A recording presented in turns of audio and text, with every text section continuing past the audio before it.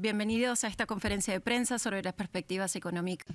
Welcome to this press conference on regional economic prospects for Latin America and the Caribbean. We have the director of the Western Hemisphere Department in the IMF, Alejandro Werner, who will give a brief introduction, and then we will go to your questions. I would like to express my appreciation to all of you who have sent your questions in advance and who are also listening to us through WebEx and doing it live.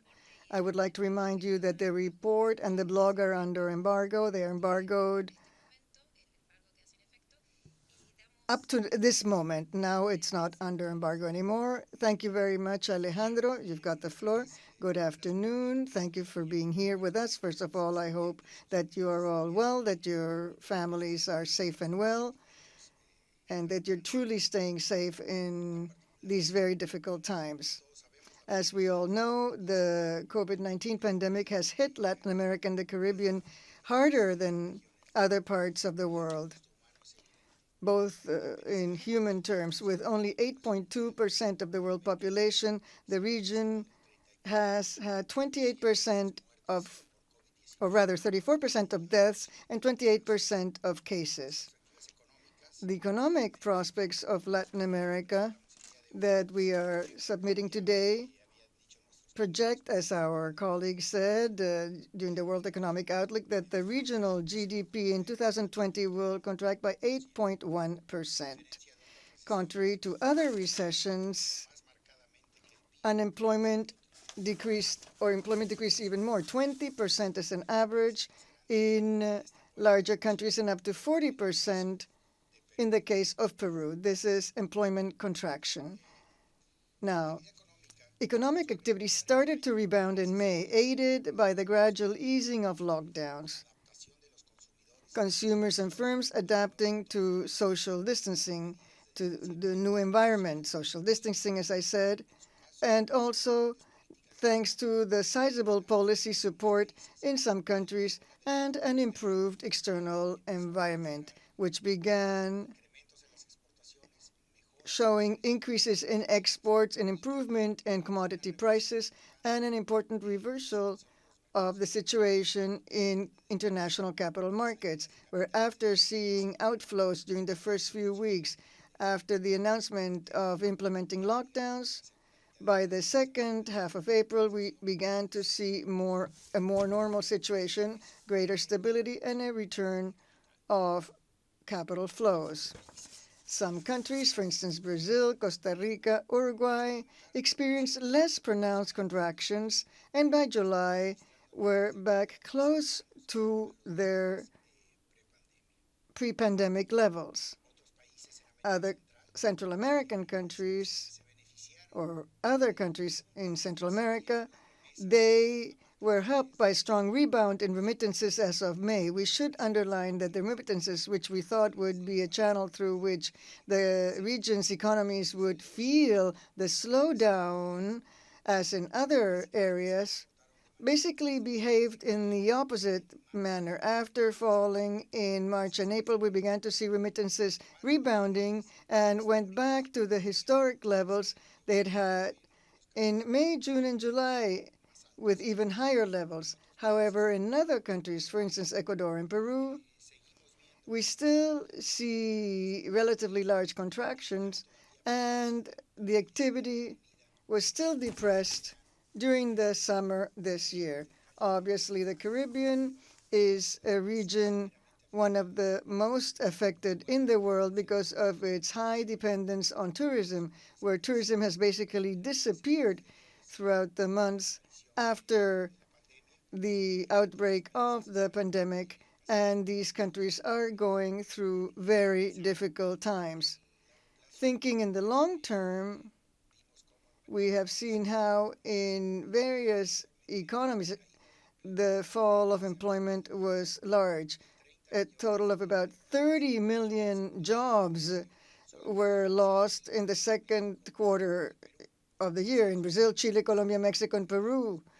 The most hard hit were female, young, and low-educated workers, which is why social indicators will truly show losses during this pandemic, and a major challenge is to see how to boost a dynamic to improve social indicators as well as poverty indicators so as to revert the shock caused by the pandemic. As I mentioned, we expect the recovery to be protracted. Our forecast is for growth of 3.6% as an average in 2021. Most countries will not reach pre-pandemic GDP until 2023 and real income per capita until 2025 will be slower than any other region, later than in other regions of the world. May I conclude by speaking briefly of our vision on how economic policy in the next few months will behave. We believe that policies should be centered around pandemic containment and helping recovery. We should not withdraw prematurely fiscal support, obviously also bearing in mind fiscal restrictions faced by countries and the lack of financing availability. This support to demand and households should be accompanied by explicit commitments through laws clearly communicated in order to consolidate and remake fiscal space in the short term. Obviously, as the pandemic begins being controlled through vaccines, medications, and better treatments, we will also have to adopt measures to help us to maintain aggregate values, such as maintaining infrastructure, etc., while strengthening social safety nets, and education and health, of course. Since Latin America is a region that has had rather mediocre growth rates during the last 3 decades, now faces a dual challenge of implementing structural changes required by the region to speed up growth, while at the same time strengthening social indicators and the social safety net, which during this pandemic has obviously not been able to be strengthened because there's not an appropriate network to support the neediest sectors of the population. And with this, we are now open to your questions, and I expect this will be a session that will be extremely interesting. Thank you. Gracias, Alejandro. Vamos a empezar con una pregunta de F. Thank you very much, Alejandro. We'll begin with a question from Efe. What are the problems Brazil and Mexico are facing greatest? The answer, well, what the entire world economy is facing in terms of risk is first and foremost the health risk. To the extent the pandemic is not controlled, to the extent that there continue to be hotspots and outbursts, there will continue to be, so long as the virus is not contained, the need for quarantine and distance socialing and ever more radical means of both, and that will hit the economies hard hit. And the means available on the fiscal side will little by little become exhausted, and that will bring on problems of its own. In terms of the pandemic per se, at the stage where the pandemic will recover, in Latin America at any rate, to the extent that you have recovery with greater social inclusion than has been in the past, that alone will be a major challenge. The per capita output in Latin America will be lower than elsewhere in the world, and therefore social indicators will lag. That is why it is imperative that Latin America carry out the structural measures that will pave the way toward greater growth on the one hand, but certainly also greater level of social coverage, greater income distribution, better education, better coverage in health, better inclusive growth. That is the major challenge that faces Latin America. Of course, the fiscal challenge in and of itself is daunting. All of the measures taken over the first months of the pandemic are such that all of the economies will emerge from this difficult period with much greater debt levels, and their credit ratings will, of course, reflect this. It's going to be important that the fiscal discipline be there in order to curb the levels of debt and create the fiscal space necessary for there to be a recovery once another negative shock comes along, such that the regime, the region, I should say, is better placed to respond more positively once those future shocks come and when they do. Thank you, Alejandro. We continue to have questions from our colleagues in Mexico.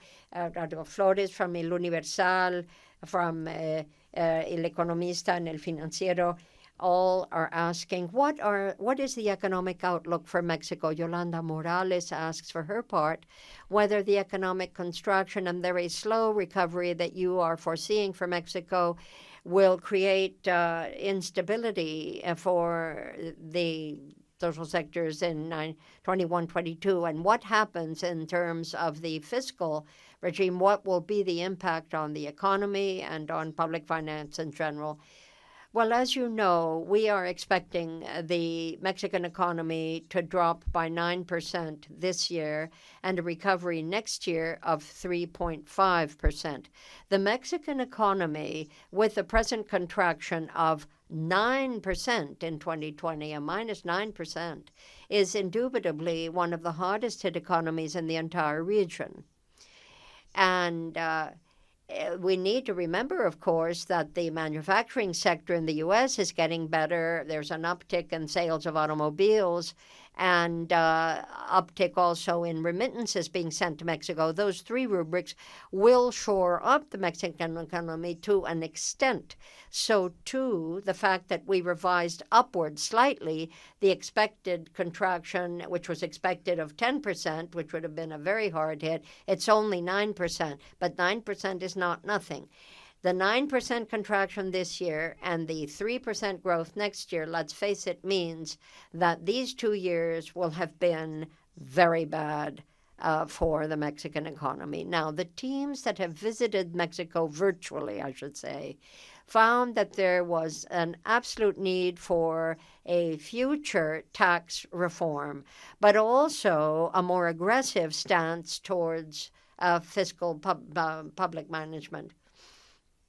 And the team wondered whether it wouldn't be a good thing for the Mexican economy to aim for a little more aggression in terms of the GDP sustenance, both to the families and to the companies. And what Mexico has for years guaranteed, and over the last year, which is fiscal sustainability, the discussion of future tax reform would, in fact, anchor expectations in that regard.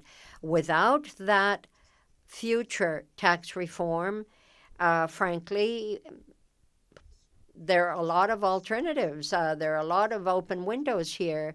The fiscal windows in Mexico seem to be positive, and it is felt in some quarters that a present fiscal reform, a future tax reform, and the fact that that tax reform would do two things. First of all, sending a very clear signal of strength and sustainability of public finance in Mexico, that's one, and two, that the position of the government would be strengthened in order to implement more aggressive social policies, such that the policies in Mexico becomes fairer, so that there is greater redistribution in Mexico. Without all of that, of course, there is any number of additional policies that could go some ways to finessing public finance management, but the team in Mexico felt that all in all, that combination would be the best for Mexico. That was the feeling then. Now we have questions from Rafael Matus of La Nación on WebEx. Thank you and good morning, Alejandro. I wanted to ask you briefly about Argentina. 2 years ago, the fund agreed to a program with Mauricio Macri. That program didn't work as expected. So what gives you any optimism this time around with the present group of politicians? Do you think that Argentina is better positioned to have any program work this time around? Well, we in the team are working, of course, with the various ministries of Fernandez. We're working very closely with that team in order to give whatever program the Argentinian authorities feel they want to go with has the best chance. We want to help as best we can on the IMF side. And as your press communique showed when our team ended its trip to Argentina, it is very clear that the right balance needs to be struck between helping the most affected families affected by the pandemic on the one hand, and also aim to bolster the Argentinian economy on the other. Clearly, the firm basis for a return to macroeconomic stability in Argentina is essential, and that is the homework, if you wish, that the Argentinian authorities have before them. Trying to control a volatility on the exchange market, that's true, but basically that is the task that the government has set for itself and is in the process of working through. A comprehensive plan that it is hoped could be buttressed by a financial program from the IMF is what they're betting on. And that's what we are assisting Argentina to work together. We'll be looking at that again in November. The team will be there in November, or looking at it virtually in November, whatever works best, such that whatever program the Argentinian government puts forward is best positioned to move forward. And if, in the view of our technicians, it is and will lead to macroeconomic stability and growth in Argentina, then certainly the fund would be willing to back it with a program, if that is our assessment. And as is usual in those cases, when we think that the probability that a program is high, then we are very decisive when we move forward. The fact that the last time around the program failed need not bode ill for the next time around. Obviously, the society at large in Argentina will have to buy in. There has to be an across-the-board understanding that the program is necessary, and for that to occur, there has to be broad support. That's what we feel. And thank you for your question, Rafael. Thank you, Alejandro. We have another two questions from Argentina. One comes from Maria Iglesias from El Clarín newspaper. She said, for a credible plan, do you think that will only happen with an IMF program? And then Franco of Ámbito asks also, given the COVID pandemic and the exchange rate crisis, do you think you can offer a quick dispersing facility or not? Well, we have had important steps forward that have been taken. And given recent events on financial markets, we sometimes forget them, by the way, but they are there. The restructuring of private debt is a very, very important part of this piece, I believe, and it will give the public finances in Argentina much greater viability. That is what we have seen elsewhere in the world when there has been a very hard-hitting impact on COVID, but with many fewer economic tools or means by which that pandemic could be offset economically and socially. And that is why the actual design of policies in order to mitigate the impact of the pandemic have been such an important thing. And the government is in the process of coming up with additional measures, and possibly, as you said, if this is done in the short term and if it is deemed to be coherent, and if there is a clear support for those who are most needy, setting the basis for medium-term macroeconomic stability and longer-term growth with the measure of important private investment, then all of that will be a good thing. I certainly would not opine as to the prognosis of that program at this point. I'll certainly have to wait until our team is further advanced in its study of the matter. Seguimos.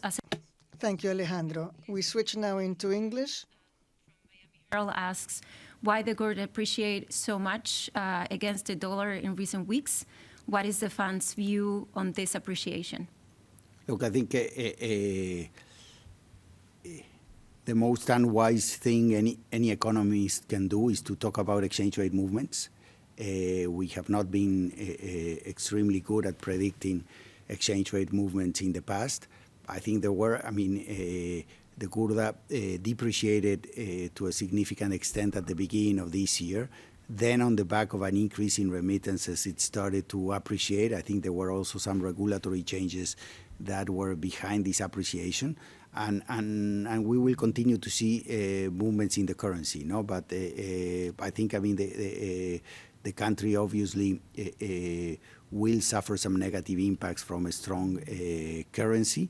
But at the end of the day, it's a little bit the normal functioning of currency markets that, on the back of stronger inflows than expected, especially coming from the remittances side, we see some appreciation, and also, as I said before, the effect of these regulatory measures. So that's, as far as we can comment on the specific movements on the exchange rate. I think what it's more important is eventually for Haiti to be able to put together a clear path forward from its very dire situation, economic situation that has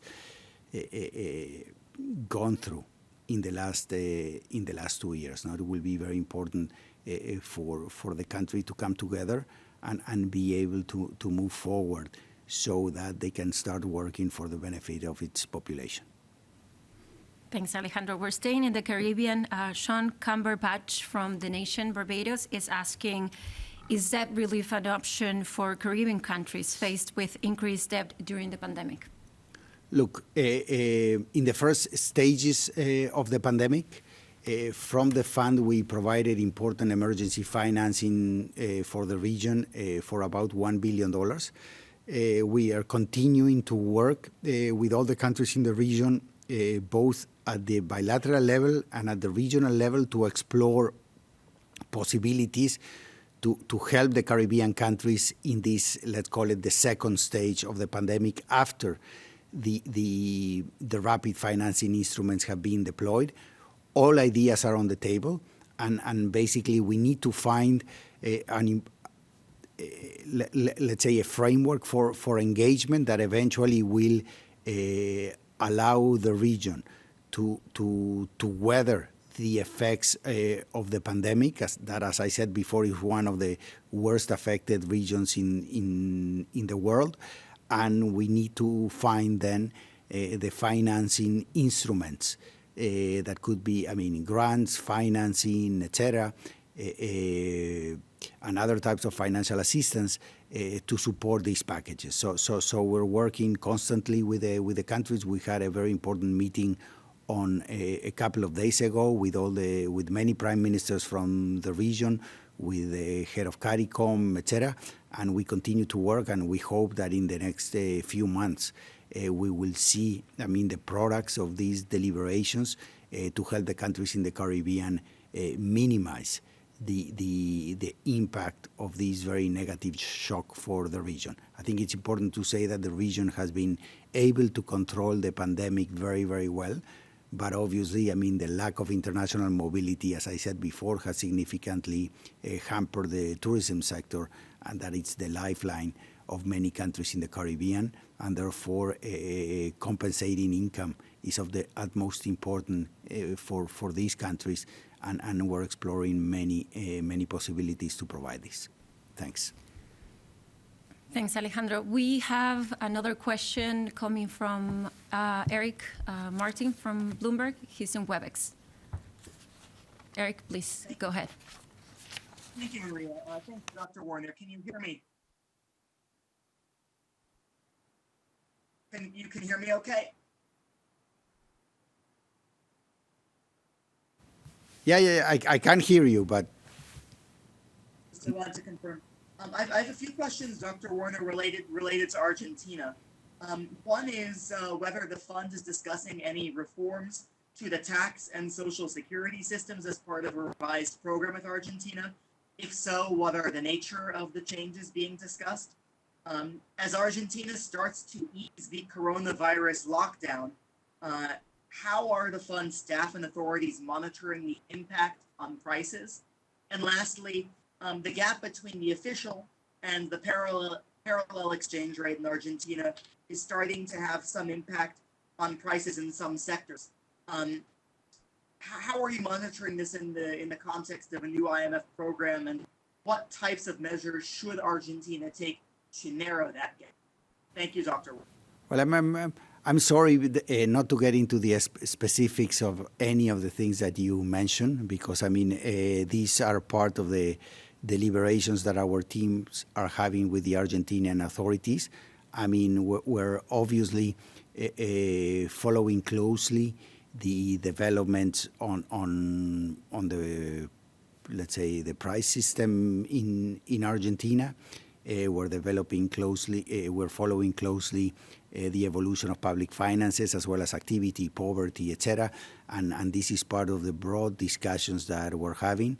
And well, once it's up for the Argentinian authorities to put together, as I said before, all the pieces of this economic agenda that will strike this balance between short-run stimulus and support and medium-term macroeconomic stability and long-term inclusive growth. And for us, eventually, once we assess that program will have a significant probability to be successful, I mean, to support it with the financing that comes with an IMF program. So we are in that process. As I said, I mean, the mission will be coming back in November, going back to Buenos Aires in November, and we don't have that much to add to that regarding Argentina. Sorry. Gracias, Alejandro. Thank you, Alejandro. We now go to two questions we have online. One is on Colombia from Rodrigo Torres Villamil. He asked, the negative GDP prospects and the high debt level could end in lowering investment rating for countries such as Colombia, correct? Well, we believe that the combination of present fiscal stimulus to households and firms and a boost to the Colombian economy, together with a commitment and mid-term steps that will reach to debt stabilization will allow Colombia to maintain a sustainable route for its public finances, which is why our institutions board increased an increase in the flexible credit line for Colombia, which announced that it will use part of these resources for fiscal support.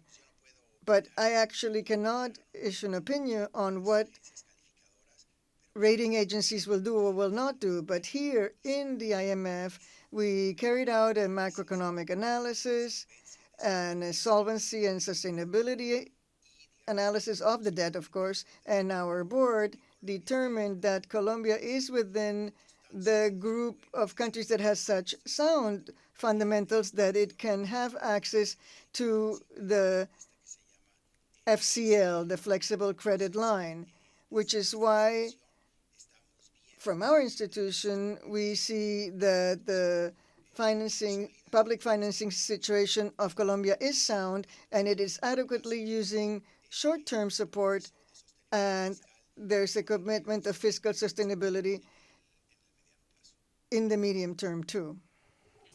Thank you, Alejandro. We now go to a question in English from our colleague Ricardo Bello Repoldo from Agencia Estado. Does Brazil has fiscal space to continue the fiscal expenditures in 2021 to support the economy? Look, I think that's a very difficult question. I think Brazil, from the large economies in Latin America, is the economy that has the largest debt as a share of GDP. And on top of that, Brazil implemented a very aggressive fiscal response in 2020. That response was appropriate for the year. It was also well tailored to support families, to support employment, and to support the economy. And it is now the assessment of the authorities that it is very important that now that the Brazilian economy it's recovering, that investment sentiment indexes, consumer confidence indexes are going up, etc. Next year, it will be time to send a clear signal that Brazil will stick to its tough fiscal rules, fiscal stance, all of that basically to guarantee debt sustainability. So I think the attitude of erring on the side of being prudent is appropriate given the high levels of debt that Brazil faces, and also the very aggressive response that it launched in 2020 that will help the country to recover faster than other economies. In a risk scenario in which we have, let's say, a return of the pandemic, etc., I mean, obviously, this conservative approach might help Brazil to be able to help the economy once again if this, let's say, a strong second wave hits Latin America. But that's a very risk scenario. And in that sense, I think being prudent in the baseline scenario in which the economy is recovering, it seems like a prudent approach taken by the authorities. Gracias, Alejandro. Tenemos una pregunta. Thank you, Alejandro. We have a question from Roberto González Jiménez of La Prensa, who asks, what is the prognosis for Panama debt sustainability? And what do you see for 2021? Will the economy have an uptake, or how do you see that? Well, I think it's important to stress that Panama is undoubtedly one of the best countries that analyze risk in the continent. It has had a very good track record in the last years, and it has access to capital markets that is first class. And so in that regard, it is true that the debt will increase for a good reason. And there's one of the reasons why debt indicators are worsening generally is because the economies are contracting as a result of COVID-19. For Panama, the estimate is a drop of 9% this year. However, for Panama to find a path of growth in the coming year, we think that will be the case. We think Panama will grow 4% next year and probably by the same amount in successive years. And so its fiscal and debt sustainability will be better, even though with higher levels of debt, and it will have to take the necessary measures to find a gradual path toward debt reduction. But we see Panama solidly positioned with regard to its debt, and we think that the sources of recovery will probably be similar to the ones that generated the process or the crisis in the first place. The fact that Panama, because of its very positioning and what it is so integrated with the rest of the world economy, as the world economy improves, so too will Panama and all of its logistical sectors. All of this is a hugely important nexus in the economy, not only of Latin America, but I dare say in the world economy. So I think on the whole, there is good news for Panama to the extent that we are seeing that the great economies of the world, like the United States and China, in our forecasts are coming out slightly better off. We feel that the revisions that are ahead are better than we first expected, and that means that it will be better too for the world economy, and as I'm saying, better also for Panama. So probably in the coming months and years, the outlook will be better for Panama. And of course, there's also the question of commodities with the development of new copper mines in Panama. That will be a boost to economy. And we know that the price of copper not only did not drop, but is rising compared to where it stood at the start of the year. Thank you. We now have a question from Alex Segura with regard to Bolivia from Agencia EFE, the Spanish agency. How do you see the government of Luis Arce, and what do you believe is the prognosis or the estimate, the forecast, I should say, for the economy? I think Luis Arce was a very fine minister of the economy. He was the minister that led Bolivia through a time of great creativity, great growth, great and very positive room for maneuver for Bolivia that allowed the country to position itself appropriately when it needed to, and to avoid major collapse when the price of gas and oil plummeted. So the former Minister of the Economy, Arce, and now President-elect Arce, it has to say, is one and the same man. He was the architect of a time of very good growth in the Bolivian economy and the creation of positive and solid reserves, which allowed Bolivia to have something to rest on when times got lean. And so what lies ahead? Well, we'll have to see. We'll have to wait until Mr. Arce, in fact, takes the presidency. And certainly I can say we stand ready to assist Bolivia in any way that he and his country would deem best, obviously to the benefit of the very people of Bolivia. But I'd like to stress particularly, it's not very common that we see as electoral results the arrival in power of a former Minister of Finances with whom we have worked hand in hand here at the IMF. It isn't every day that a former Minister of Finance with very good, tight understanding with the IMF reaches the topmost level of government. So we're looking forward to what comes next. And I hope very much, to the extent that his administration finds that useful, to work closely with Bolivia to boost that economy. Thank you. We have questions from Chile. We have also from Francisca Guerrero of CNN, La Tercera, and from the Mercurio. All of those questions go to the same point. I'm going to read the one of Francisca Guerrera. Here's the question. Do you see in Chile any constitutional debate? And what risks up and down do you see as a result of it? This is, says Mr. Werner, an event that we could see coming. This isn't news. And the Chilean economy has already felt the impact of the political and constitutional uncertainty over the last couple of years, and most assuredly over the last year. However, I believe that as a result of the plebiscite and the constituent process, we're beginning to see that the margin of uncertainty is being lowered. Once Chile has a new constitution, if that is the result of the plebiscite, obviously the room for maneuver will be clearer.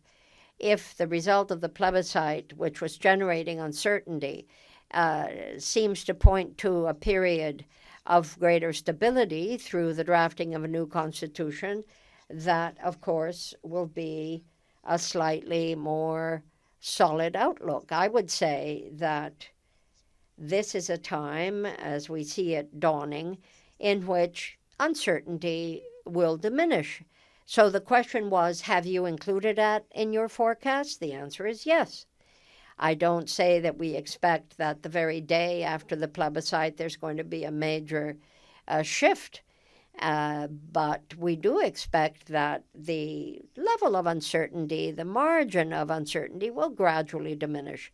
And whether the movement will be upwards or down, as we've said all along, this constitutional process in Chile really offers the possibility for Chile to continue to be a leader in the region from an economic standpoint. And it could be that that constituent process position Chile in a much more stable and promising position. If that is accompanied by more progressive public finance, better social coverage, and the right measures in terms of social coverage, such that growth of the Chilean economy is dynamic, yes, but more inclusive than it used to be, more embracing, where more people will benefit. All of that will be a good thing.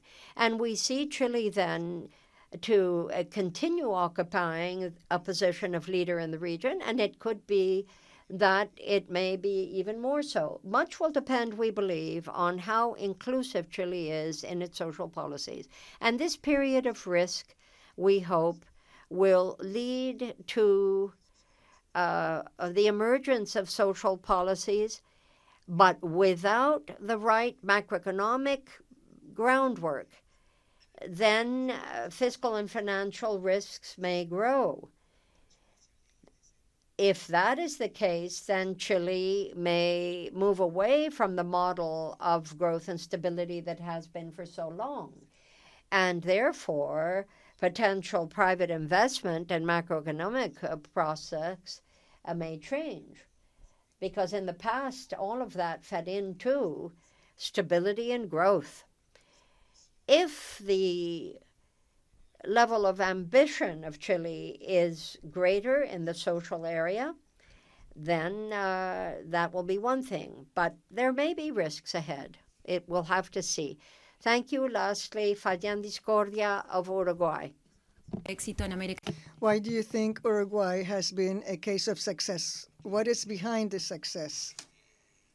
Well, it is apparent that we are not the only ones who think so. This is obvious in the data.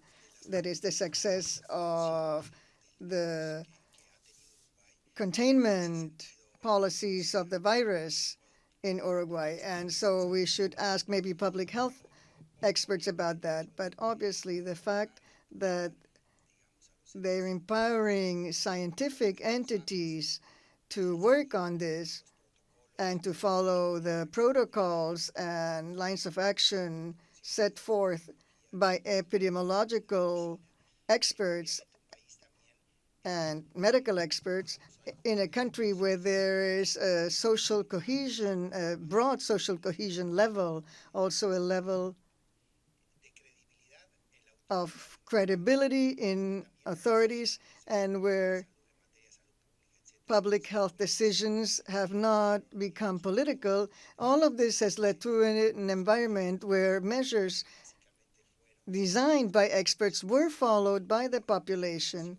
They also had a high level of education, a population that in general has, as I said, a high level of education and a very good public health system, one of the best in Latin America. All of that was very important. So I think that among those elements, we can find the answer to the success to these policies. And from the economic point of view, we also see that there is an important agenda of reforms that, if implemented, potentially could promote the growth of the Uruguayan economy in the next few years, allowing it to continue a cycle of stability, growth, complementing it with greater growth and certainty. All of this within an environment of social inclusion, a very high level of social inclusion,